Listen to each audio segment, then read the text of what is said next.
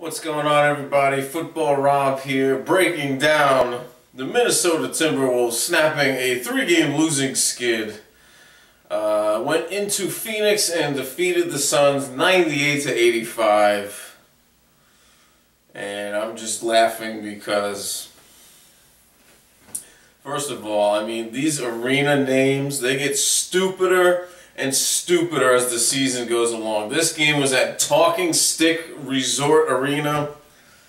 I mean, like, are you kidding me? Like, I'm going to get my talking stick and I'm going to name an arena based on this talking stick. Is that what we're really coming to? Is this what the NBA is coming to? You had the Smoothie King Center, now you have this stupid thing.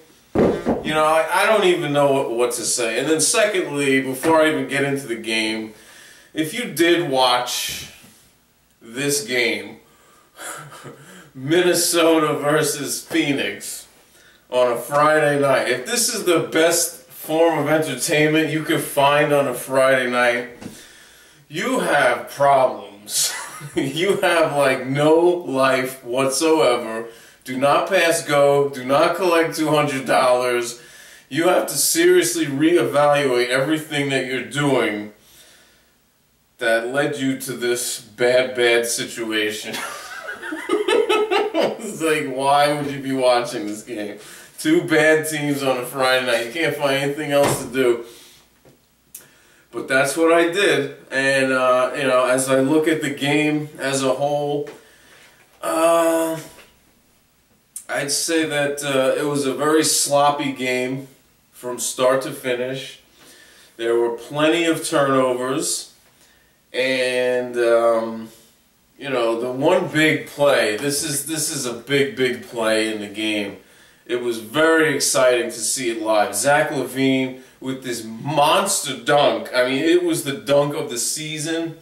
I know you get mixed up with a lot of hyperbole. Oh, this was the best dunk ever. Oh, this was anything that was the most recent thing. We tend to hype it up as like, this is the greatest thing I've ever seen, blah, blah, blah, blah, blah. But this dunk really was explosively awesome.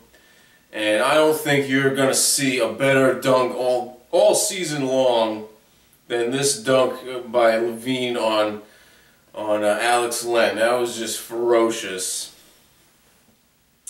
But besides that, there were a lot of lead changes in the first quarter.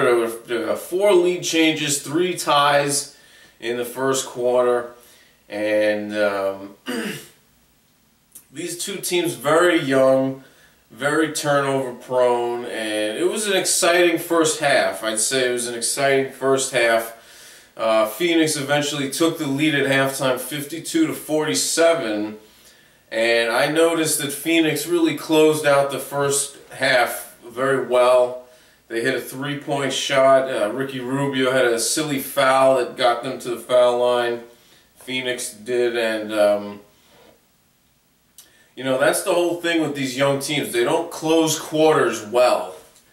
And Phoenix got it done going into halftime, and Minnesota didn't. Then the third quarter happens, and you're like, oh no, it seems like Minnesota just makes a bad habit of having bad third quarters all season long.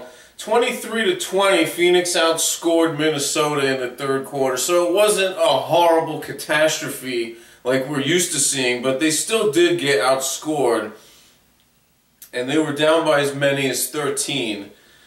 So, you know, Phoenix is a young team as well, and it seemed like they were giving Minnesota every opportunity to get back in the game in the fourth quarter, and it seemed like for a good stretch of that fourth quarter, Minnesota they were just stuck in neutral. They couldn't make any progress. They couldn't cut into the lead, but eventually their young guys started hitting shots. Wiggins at one point was 4 of 15 from the field, so he's continuing to struggle, but then he eventually came alive. He ended up with 25 points. That was the game high for the Wolves. Karl Anthony Towns came alive, got his stuff together, 22 points, second leading scorer on the team. And I think the real thing that turned this game around was Tyus Jones in the fourth quarter. He made a lot of good plays, he made good ball movement decisions, he made a couple of baskets, and he really gave them something that they were lacking in the first half. Ricky Rubio did not do much in the second half, played 24 minutes total. I think when he's on the floor, he really hurts them.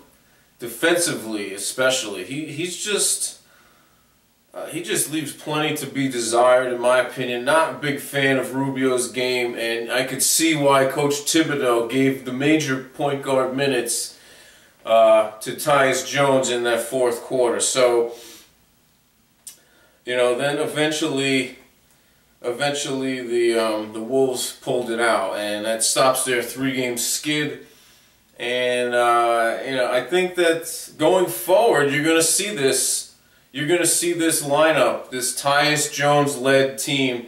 You know, this backup second unit for Minnesota, they need an identity. They really do. They are one of the worst benches in the NBA, and you know, if they have decent, consistent performances like this from Tyus Jones in the future, I think that they can make some hay. So that's about all I have for this game.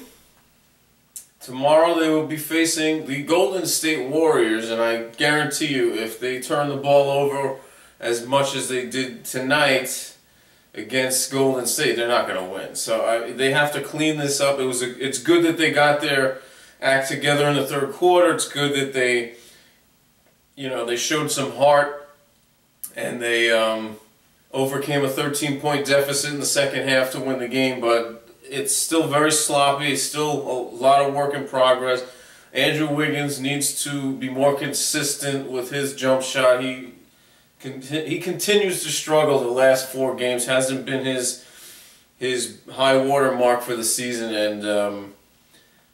and silly fouls, I'd say that's also a problem that I'm seeing, especially from Rubio, especially from Cat. You know, these guys need to clean it up. So let's see what they got against the defending Western Conference champion Golden State Warriors. I'm Football Rob, signing off.